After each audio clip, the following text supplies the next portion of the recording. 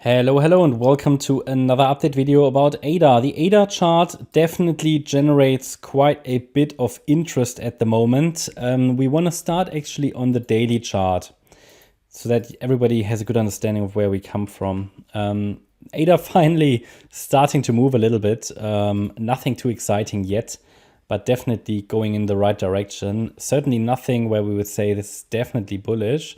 But short term, yeah, short term we have an uptrend, and this could still take all sorts of corrective patterns here, right? So it's not enough really to really confirm a low is in. It has, however, come down low enough. It's hit our long-term support area on our daily chart that you can access if you're a channel member.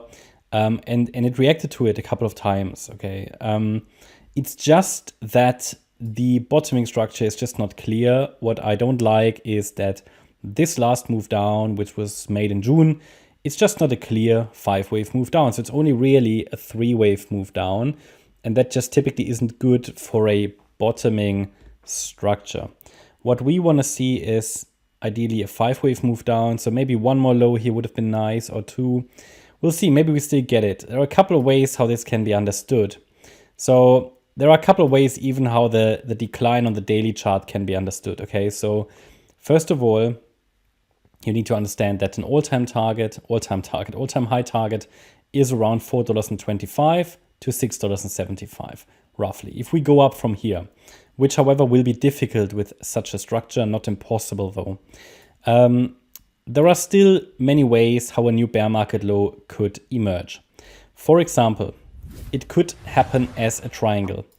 A wave, B wave, C wave, D wave, E wave, and then down.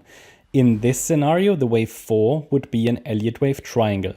In this way of interpreting the chart, the price should not break above 38 cents. If it does that, it will invalidate the current way how the triangle is counted.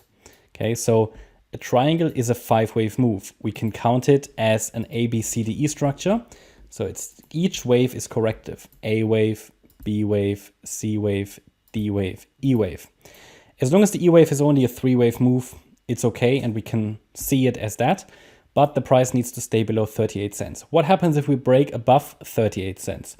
That's the C wave high. So if we do that, then the triangle count, which would lead to a breakout to the downside, that will get much less likely. So that means we have to reinterpret the chart. It could, however, lead to just a recount of the triangle. So basically the E wave is not allowed to go above the C wave high. It could, however, mean that the C wave never finished and will finish here. As long as the price doesn't break above the 46 cent level, that you could still interpret it as a triangle like this. And the wave 4 will sit here. Yeah, and it will all stretch out a little bit. That's possible. Okay, so just be aware of that possibility. However, I would say that with a break above the 38 cent level, this option will also get less likely until it proves itself again. So it's either a triangle, but we need to turn down before the price breaks above 38 cents, but it seems to plan to attack that level. In a different interpretation, we could be dealing with a wave 4 ABC structure. So flat structure, A wave in 3 waves, the B wave down in 3 waves, and the C wave up could move in 5. The wave, so that is a scenario I will definitely observe if the price gets above 38 cents. This would open the doors also to something more bullish. But we first have to consider that this could simply be a wave 4, okay? In this scenario, the C wave would unfold as an ending diagonal. Wave 1, wave 2, wave 3, 4, 5. In such a scenario, we get 5 waves up. If after that, we only form 3 waves down and the price holds a higher low, then this could be bullish. But if the price afterwards breaks down, it will be a lower low, of course, and we can go obviously to maybe around 15 cents or so. We will need to look at it then. But important to understand, what I want to highlight is that if we get 5 waves up, it would open the door to something more bullish, but the price needs to hold a higher low afterwards. So there will be a bullish setup, but only if we get 5 waves up.